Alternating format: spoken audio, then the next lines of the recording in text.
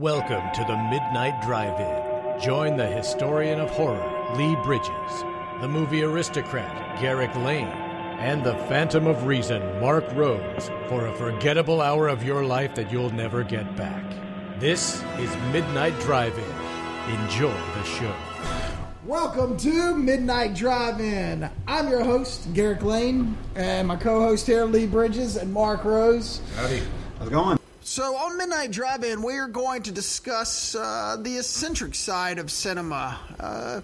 Some maybe films that nobody have heard of that are really good or really bad. We're going to discuss some of the old films that were, very popular or, very obscure back in the golden age of drive-in and grindhouse. Discuss kung fu movies, horror films, just anything that we discuss. We're going to try to keep it outside of the box. Sure. Lee is a screenwriter who specializes in horror films. Mark is a actor, voiceover extraordinaire. I am a filmmaker. I've done a couple of films, and definitely a film connoisseur. But anyway, so how's your week, guys? Very well. Moved into a new place. Everything's going great. Great. That's Good movie great. week. Yeah. Yeah. I went last week. I had to start off with this because I have to have some sort of channel on this. But I took the kids to The Incredibles 2. And First of all, what did you think of the movie? Because I haven't seen it yet. oh, it's fantastic. Yeah, I love the first one. Oh, it's great. It's great. It's an absolute perfect Pixar movie. Yeah. However, there was a couple of issues about 40 minutes into the movie. One of the characters decides to use the word hell, which I didn't even notice. I didn't even hear it. Didn't even dawn on me. Till my 12-year-old daughter turns to me and says, "Dad, did you hear that?" I didn't hear it. Next scene. Yeah, but they say that in church every Sunday. So. Okay, you're right. Okay, so fair enough. The next scene, they use the word damn. Yeah. Okay, so whatever it is, it's two cuss words. All right? Now, If you want to call those two cuss words. They're not on George Carlin's list. okay, you're right. And that's funny because I've caught a lot of flack about the whole idea of, that nowadays it's okay, it's different than it used to be. What's funny, let me go back. The Incredibles 2, the movie, has a homosexual superhero. It has a transgender. They talk about how men aren't so empowered at the workplace anymore, and it's more about women. And they hit on all those things that everybody's touching on, and I think all that's fine. It's not in your face. It's very subtle, but it's there, and I don't have a problem with that. But I do have a problem when my daughter comes out of that movie and only remembers that there was two cuss words in it. I have a problem. And it doesn't bother me. My kids hear it all the time. But I guess the argument is, do you think that Walt himself would have greenlit that script with those two cuss words in it? Probably not. That's the bottom line. Right. The Walt of then, but if Walt were in the world today... That's very good. It's a different world today. Words are words. And also, the film is rated PG, not G. Okay. So when you think of the words that were not acceptable in the 60s or the 50s that are acceptable on television today, then they're just kind of throwing them into movies. I mean, it's language. I mean, language evolves. And also, at the bottom of every poster and every trailer, it says PG for mild violence and language. Yeah. So if, Okay. It's not like that... they let people know. Did they go whether any people further? bother to look, that's a whole other situation. Did they go any further than hell and damn? Well, no. And also, in the first There you Incredibles go. movie, people die. A guy gets sucked on an airplane engine. One of the superheroes gets his cape caught in an in my airplane engine. opinion, violence is worse than a cuss word And any when, day. when the bad guys, Syndromes, henchmen are in their little hovercraft things, they crash into each other when they're chasing the Incredibles, and those guys don't make it. Like, you don't see them parachute out like in old episodes of G.I. Joe. Like, they just get killed. Good thing they're cartoons. Right, exactly. Oh, okay. So, but my point is that the Incredible movies are slightly more mature than the Finding Nemo movies, the Cars movies, and there are things in them that aren't in the other Pixar movies. Okay, fair enough. But people, all right. So that's the story, and guys have to die. So here's another argument for my hell and my damn words in The Incredibles 2. Right. It was pointless. Yeah. Anybody remember the movie The Secret of NIMH? Oh, yeah. Okay, so in The Secret of NIMH, back when I was a kid, it was one of my favorite movies, and it's a great movie, and there's violence and blood and a really creepy owl. Yeah, and a very creepy owl. Yeah. Well, at one scene, they're at the very end, when they're running out of options, they decide they're going to poison the cat so that they can move the house to the other side of the rose bush or something like that. Yeah. I can't even remember. So the big combiner doesn't chop it up. Yes, that's right. Yeah. That's right.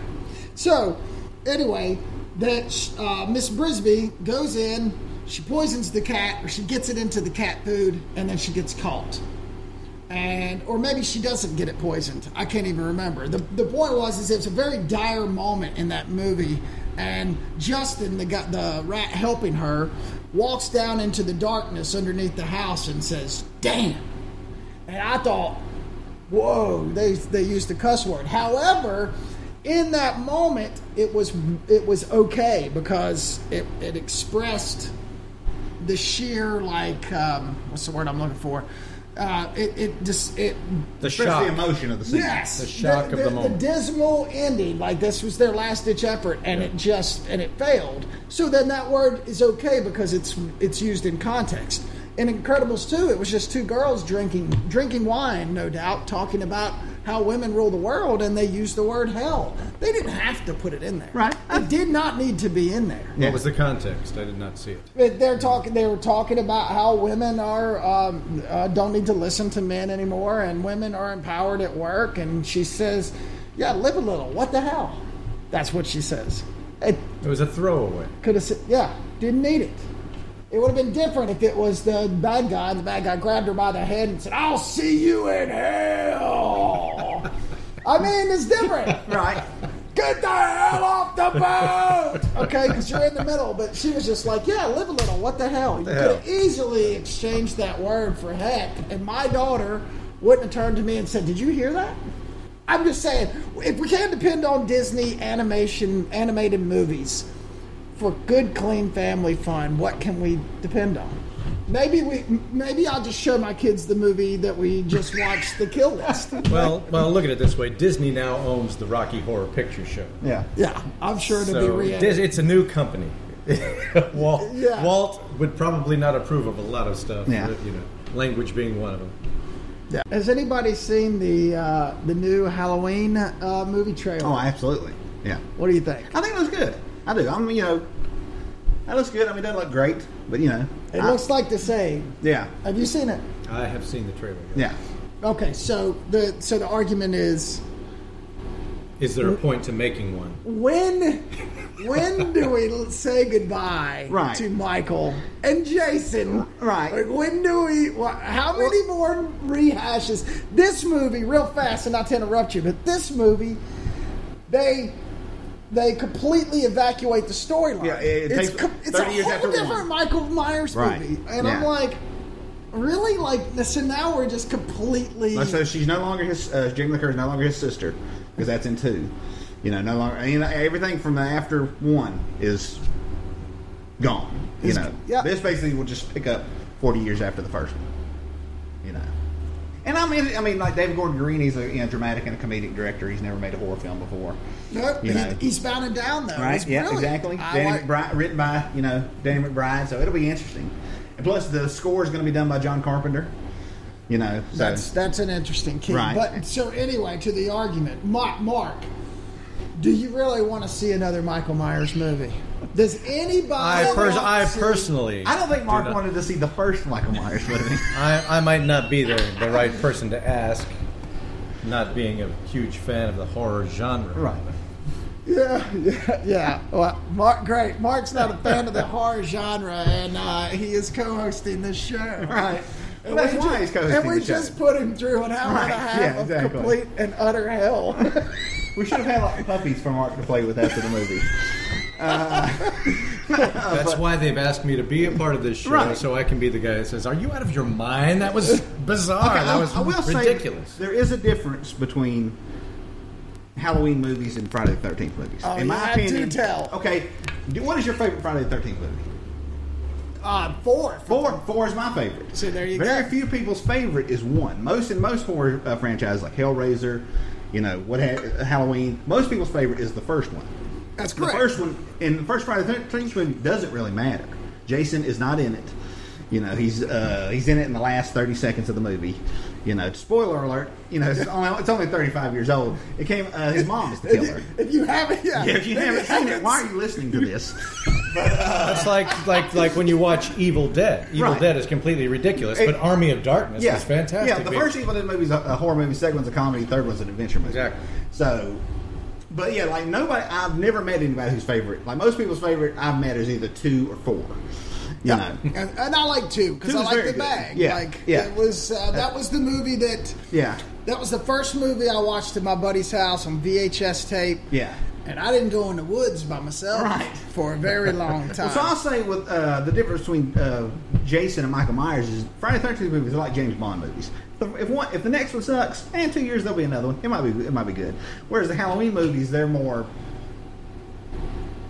The first Halloween movie I think is a masterpiece. Oh, It fantastic! really is. Oh, yeah. And diminishing returns, the third movie, obviously separate the third movie because it has nothing to do with the I don't others. know, but the bugs coming out of the pumpkin mask. But it has nothing to do with the mythology of the franchise.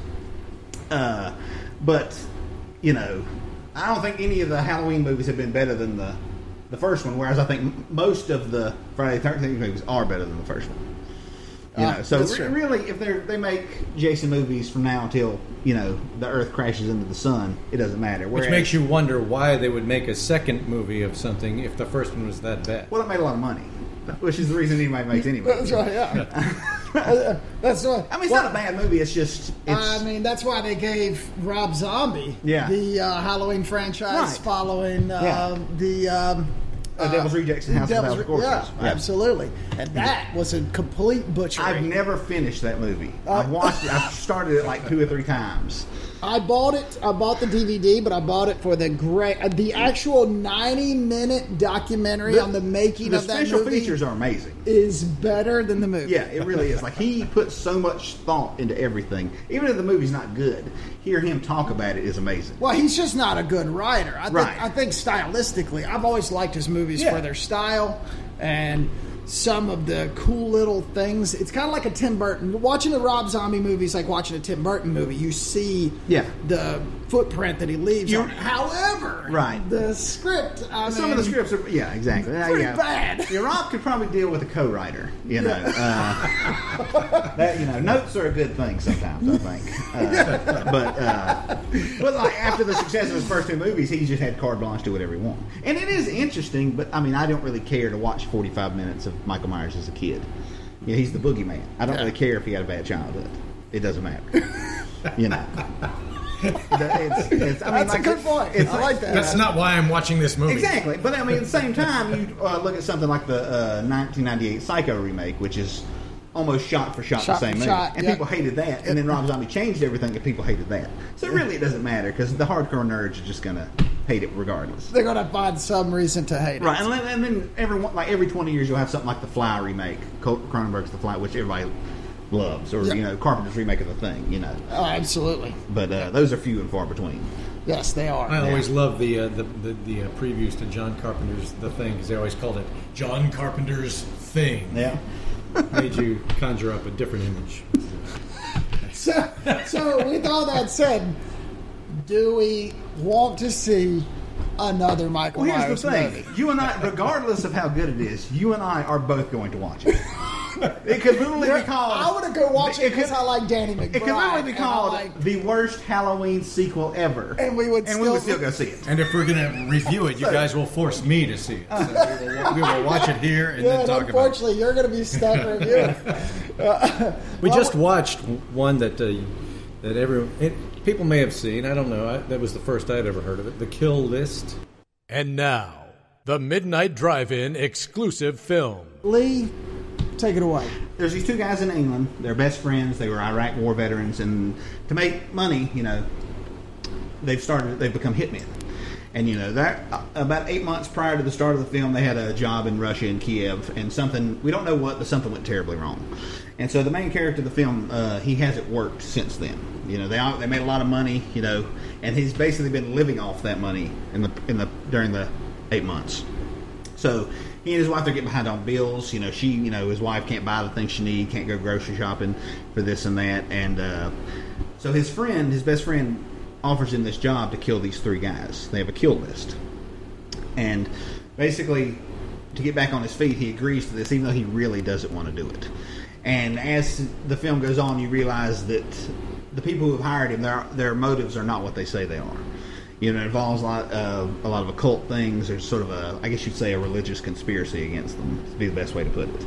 And not to give too much away, but nothing in this movie is what you think it is, Until once the final as we were talking about, once the final 10 minutes, or once you get to the final 10 minutes of the movie, you pretty much have figured out what's going to happen. But in the previous 80, you are completely confused because you basically, to get to that 10 minutes, you have to experience all these weird things, The only real movie I can compare it to is films like The Wicker Man. It's a British, I guess you say, folk horror. It has to do with more like British folklore and mythology and things like that, and sort of like even though Britain's I would say now it's probably more a secular country than a religious country, but there's a lot of Christians and various religions, but that sort of, I guess, like you say, like the Druid, like sort of the pagan bedrock of the country that was 2,000 years ago when the Romans showed up, is still there in yes. Music and in stories and movies and things like that. Symbolism. And it deals a lot with that, with sort of the religious history of England, and how at one time it was just a wild pagan country. And it sort of juxtaposes that with like a crime film, basically a story of two hitmen, And it's a very interesting, there's not, one of the best things I think you can say about particularly a genre movie is there's not really another movie like it. It's not like, I've seen that 1,000 times. No. And that is true, because I think I still have some of it on me.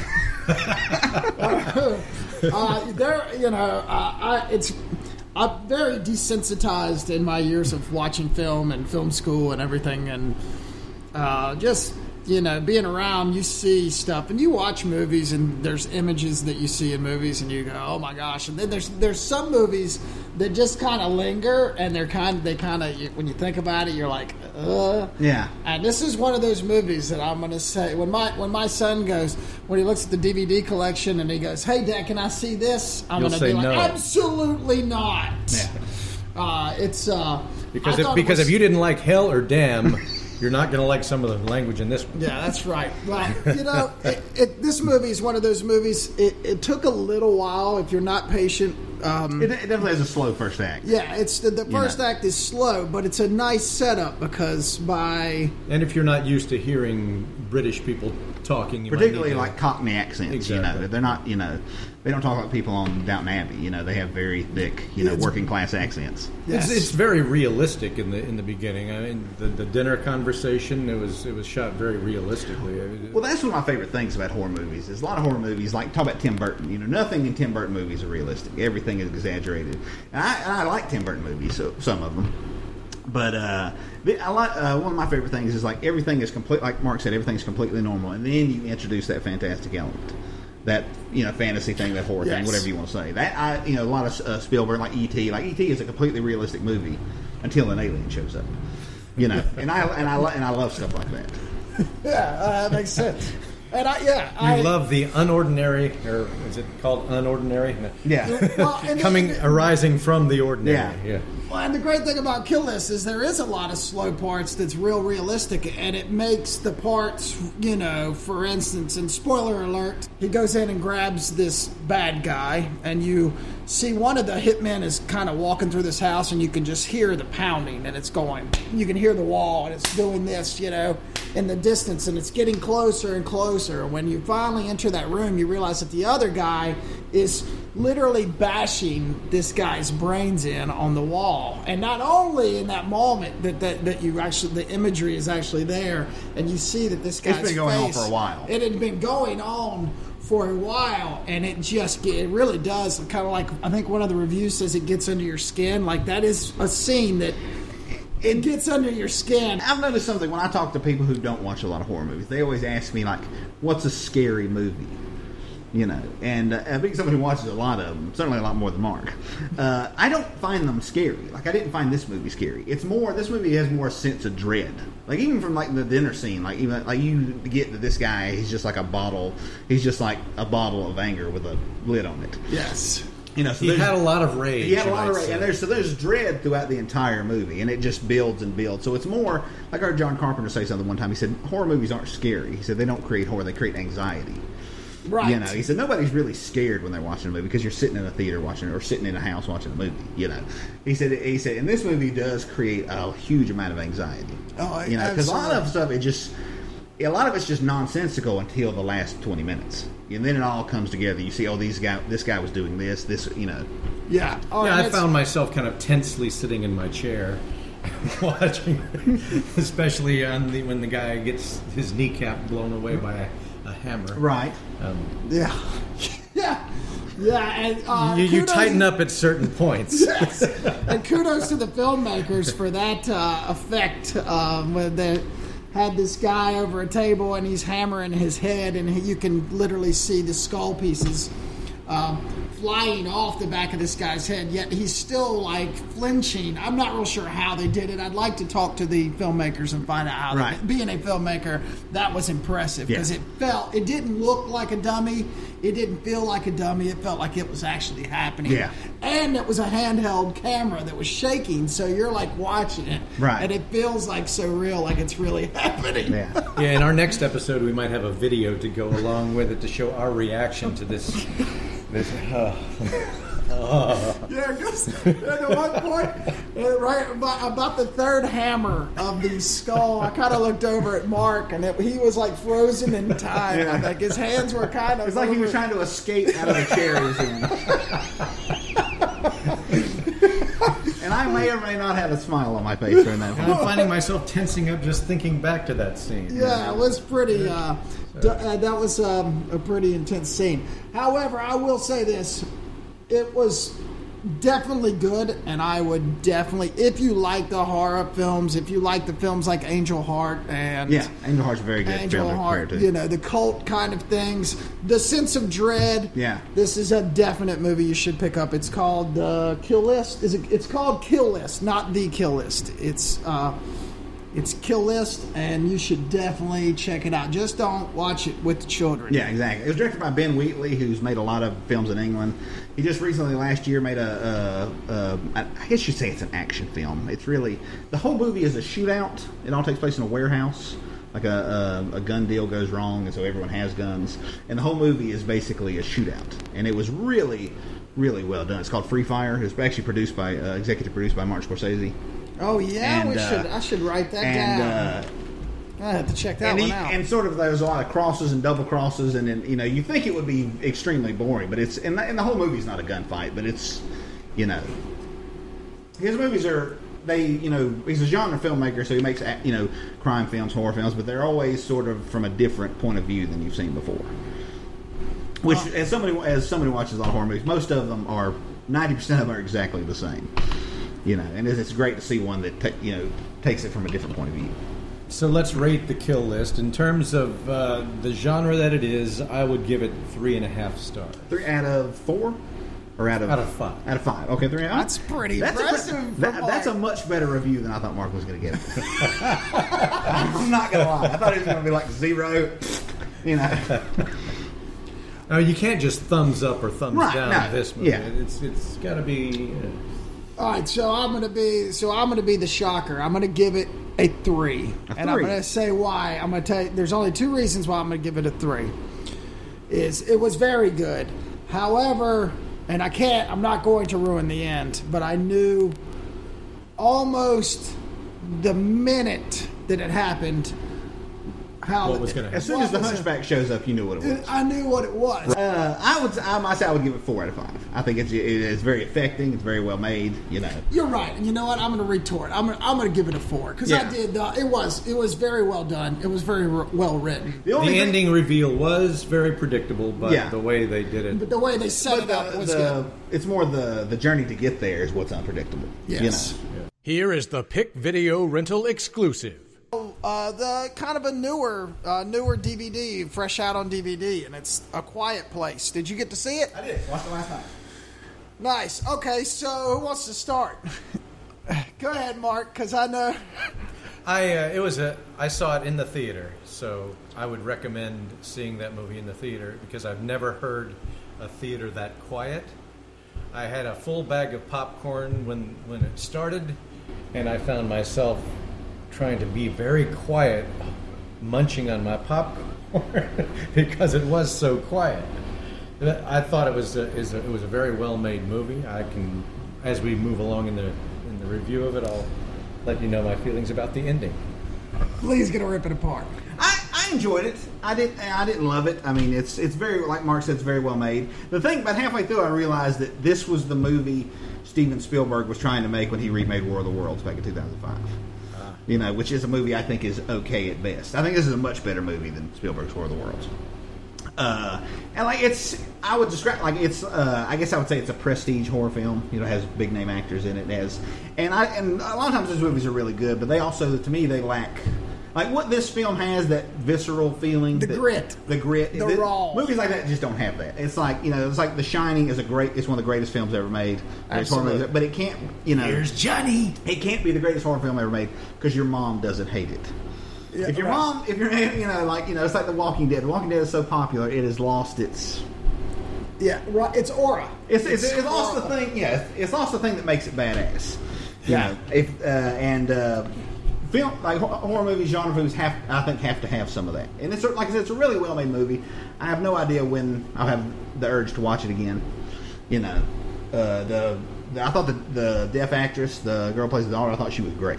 I really did. Yeah. And like I said, just the world, I thought everything was very well thought out. But it was just it was just it was too produced. It was too produced, exactly. It was too produced. That's exactly right. But it was an edge of your seat film. Absolutely, it grabs a hold of you, and it. And why the fuck was that nail sticking down the stairs? How long had that been there? Painful just thinking about it. Oh, well, you must have gotten up. There was a scene where she was bringing the laundry up. Right. And she caught the laundry bag. Oh, okay, yeah. She pulled it up. Okay, I did not see that. I must have gotten up and go back. Yeah, I must have been. I probably was. So, all right. So let me, because that nail was a huge part of my. It's going to be a huge part of my review. Right. She comes down. She's doing the laundry. Yeah. When she comes up the laundry, she gets the bag caught on the end of that nail. Right. And she's trying to be quiet because they can't say anything. And so she's pulling it very slowly. And as she's pulling the bag very slowly, right, it pulls the nail up, and it shows a shot of that nail going straight up. Right. And she walks up and you see in the background her feet walking up the stairs, and that nail is standing up like this. Yeah. Can you imagine stepping on a nail and not being able to scream? Great. Oh, and it was big. Oh, it is great. That's like yes. That's almost through the foot. That was the first time. And so let me get to my review. I will say that's the most visceral moment in the movie. You're right. When she steps on I would agree. So I agree with you. Yeah. It's Hollywood. Yeah. But it's Hollywood at its finest. Oh, absolutely, yeah. Because it's very hard these days to make a movie where you don't have any dialogue for almost 30 minutes of a movie. And you can keep the attention of the audience. Exactly what's going on. Right. Every image explained everything. Yeah, it really did. Even to that one shot outside the store where the wind is blowing and you can see the newspaper, and the newspaper shows the imminent doom that the world has been. Right. I thought it was fantastic. Yeah. And the other great thing was when the lead guy, a Hollywood movie, they allow the lead guy to die. Right. When 45 minutes into this hour and a half movie, like, it's impressive. So much for spoiler alert. Yeah. I really like the way they set that up previously with the old man. Yes. I thought that, I mean, like I say, I don't want to sound like I'm giving it a bad review, because I thought it was really well done. It's just, I don't know, I mean, I will say that I thought the way too much CGI with the creatures, but at the same time, they couldn't have done those practically. That would cost $50 more million. The only thing I didn't like about this movie was the ending. And I know we'll have to agree to disagree with that. The ending just it left me wanting something else. You wanted a Hollywood ending. Maybe. It wasn't a Hollywood ending. What didn't you like about the ending? Since we've already disclosed that, I don't know how to put my finger on it. I was wondering how they were going to wrap it up, but I left the theater feeling, what am I missing out on? I don't know, because the entire movie was a great experience. I mean, it was the most unique experience, I think, sitting in the theater watching a movie. But I don't know. I can't put my finger on it. You wanted resolve. Maybe. And there wasn't resolve. Yeah. But they do find the creature's weakness. Yes. So, I mean... But how many of those creatures were coming to that house? How many shell gun casings? Right. Does that one? That's true. But if the power stays on, they can... True.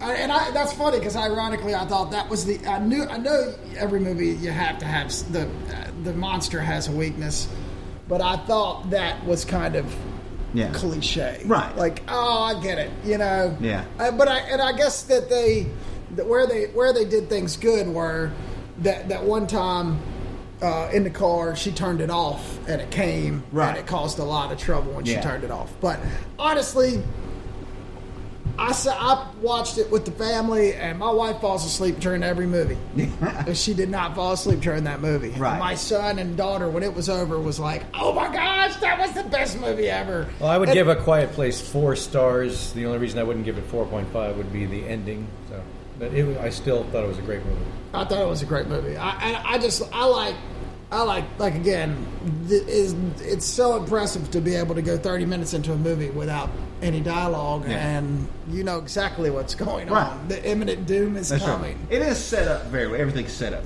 very well. Very well. So I'll give it 4. I'll give it a 4. I'll give it 3.5 just because it's not necessarily my type of movie. Like you like what we just watched. The Kill List. I do. I'm not gonna lie. And I do too. I love it's just like stuff.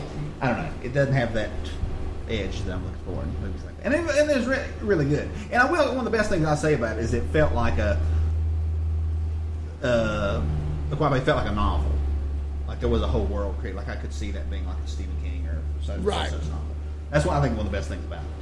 Go watch this movie now with Lee Bridges. We're going to do a segment where, since Lee is the movie connoisseur, he is going to tell our listeners a movie that you probably never heard about, probably don't know anything about. And probably won't see. Well, I know, but he's going to tell you a DVD. If you're going to rent something unique. Right. I'll start by saying this was my favorite movie of last year. Okay. And it was came out in the fall of last year. Oddly enough, it's a Vince Vaughn movie, but not the kind, that are generally released. It's called Brawl in Cell Block 99. And, I saw that on Netflix. Yeah, and it is... would you say it's a prison movie? It is a prison movie. It is. But it's not about being... It's not like The Shawshank Redemption or, Birdman of Alcatraz, where it's not about... like one of the good ones. It's not about life in prison. It's about a guy who... He loses his job, and his wife is cheating on him and everything, and he has a friend who's a drug dealer, and basically his friend offers him a job basically just as a courier, just pick things up, drop things off, and as he takes his job, cut to a year later, him and his wife have a nice house, they've got back to, their marriage has gotten better, they both have brand new cars, and he ends up getting arrested, and during the course of him getting arrested, he has to dispose of the product he was, there to deliver. And the gentleman from Mexico who supplied that product basically want restitution, even though he's in prison. You know, there's people, they have enemies in prison they would like him to deal with. And previously in Vince Vaughn's character's life, he had been a boxer. And and his wife is now about 9 months pregnant, and so basically they have, assured him that bad things will happen to his wife and unborn child if he doesn't deal with this. And so it's about him dealing with this situation in prison. And it was directed by Craig Zahler, who in the 80s was a drummer in a heavy metal band. And then like, cut to the 90s, he became a crime novelist. And now he's a film director. So he's had a very, interesting life. And his movies are... The best thing I can say about him is the last 10, 12 years, there have been a lot of fake Grindhouse movies after Grindhouse came out in 2007. A lot of movies, they have fake film grain, look like they were made in the 70s. A lot of, sorority girls versus zombies. Definitely overused. Definitely. But this film, if grindhouses and drive-ins still showed exploitation movies, this is the movie that would be showing in those theaters. It isn't a fake Grindhouse movie, it's an actual Grindhouse movie. Wow. And it's not for Mark. I'll go put it that way. It's a very, very violent, visceral movie. But everything, like we were talking about A Quiet Place, everything everything's so contextualized. You understand exactly what's happening throughout the entire movie. And it's just it's like a paperback crime novel you would pick up in a gas station. It's about 90 minutes. It's quick. Dirty, but it's extremely entertaining. You said it's Vince Vaughn? Anti-hero. I wouldn't even say anti-hero. He's really, the character he plays, Bradley, he's just trying to deal with the situation he's in. He's a very sort of matter-of-fact guy. He doesn't complain when he loses his job as a tow truck driver at the beginning. He doesn't complain. He just kind of deals with situations as they happen. And he's not trying to, survive. He's trying to make sure his wife survives. So he's just a very sort of working class type hero, Great. I'm gonna watch it. I loved it. I really did. So no kids though. No. Do not let your kids watch it. This movie. No. Great. Then I might see it. I might see it next year then. And exactly. You watch it on your phone while they're watching a kids movie. But when it came out, I felt like it had been made just for me. That's the best thing I can say about it. Really? What's the name of this movie again? Brawl in Cell Block 99. Brawl in Cell Block 99. It's on Netflix. Yep, and on it's Netflix. got a shot of Vince Vaughn, and he's bald, right? He's bald. Shaved head. He has a cross tattooed and on he the back. looks old. Oh, wow. Yeah. But that's the cover. If you go, if you search it, you'll find it. But I've looked at that. That's funny because I have I've skipped over that going, Vince Vaughn. I love Vince Vaughn. I do too, but in comics. He's a really nice dude. And the dialogue, I would compare it to movies like Miller's Crossing has that sort of crime novel dialogue. Yes. When he first goes to prison, the prison guard, because Vince Vaughn, he's probably 6'5", and he's a big guy. Yes. And the prison guard says, "We don't have any problems out of those muscles," and he says, "They just help me pick up things."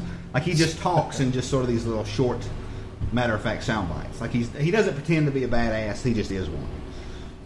Very nice. Yeah. All right, I will check that. So there you go. There's Lee's Go Rent This Movie Now. Since we're talking horror movies and we're talking slasher movies, who wins a fight in the ring? Speaking of a brawl, Yeah. Equipment is okay. Right. Foreign objects are allowed. Foreign objects are good. Talking about killing off Michael Myers. Michael Myers in one corner, Leatherface in the other. Who wins that fight? This is Grudge Match. Me? I say Leatherface. Absolutely. Yeah. 100%. Because he's got the chainsaw. He's got the chainsaw, and he's an actual... you see him make decisions in the movies. Whereas Michael Myers is like a mechanism. He just, he sees something, he's going to kill it. Oh, yeah. I'd have to say Michael Myers because he's still around after all these years. Oh, yeah. I think that Leatherface could cut his legs off and cut his head off, and then there would still be another movie. Right, exactly. and I would see that movie. We would go see that movie. I would. It's Michael Myers on a cruise, and he's afloat. Yeah. No arms and no legs, and he's still killing people. Right. So I agree. Leatherface. Yeah. Chainsaw or not, he still takes because he still makes decisions. That's a good point. Right. Make sure you come back to Midnight Drive-In.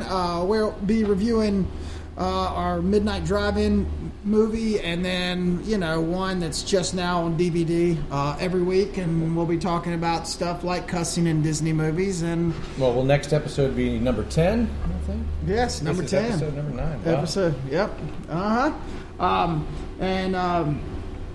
Anyway, got a couple things coming up. There's a film festival in Statesville. Lee knows you want to talk about the... Yeah, it's in Charlotte. During the month of October, it's called the Arsley Grand Theater. It's in sort of like a prefabricated neighborhood called Arsley, which is and they during the month of October they show 2 horror films a week. Like this week they're showing Night of the Living Dead. They're showing the first 2 Evil Dead movies. Usually they show older films. This one is mainly like 80s, late 70s, 80s stuff. They're showing. I'm trying to think of the list. The oldest film they're showing is Night of the Living Dead. And they have a print from the Museum of Modern Art. So it's like it's the new pristine print they just put out on the Criterion Collection DVD. So it's probably the best you'll ever see it. A lot of DVDs. Oh, wow. All right, like I said, they're showing Night of the Living Dead. They're showing Lucio Fulci's Zombie, which is the unofficial Italian sequel to George Romero's Dawn of the Dead. And so in Italy, it's called Zombie 2, but in the rest of the world, it's just called Zombie. They're actually showing a 3D print of a creature from the Black Lagoon, which I've got to go see. They're showing John Carpenter's The Thing, which I saw there like 2 years ago. The Craft and Buffy the Vampire Slayer. Ghostbusters and Young Frankenstein. And the last week, the week of Halloween, they're showing Halloween and Suspiria, which is an Italian horror film. Which there's also a remake of Suspiria. Is there a website where they... Just the Arsley Grand. The Arsley Grand. Yeah, so you Google Arsley Grand and you they have a Facebook page. They have, there's tons of ways to get in touch with them. I got to go see that Creature of the Black Lagoon. Oh, yeah. Another big upcoming thing with, for Halloween is it's a gaming... It's kind of like a gaming mecca in the middle of the mountains. It's called the Asheville Scarefest. Any of you gamers out there like to do Magic, D&D, any kind of gaming, this is a really fun weekend retreat. It's October 19th to the 21st. Tickets are like $35 for the $35 to $60, I believe. And it basically gets you a whole weekend convention. You go in, you can play games in costumes. There's going to be all sorts of food and just lots of fun to be had. And for more information, you can go to avlscarefest.com. We appreciate you listening, and we will see you soon on the next edition of Midnight Drive-In.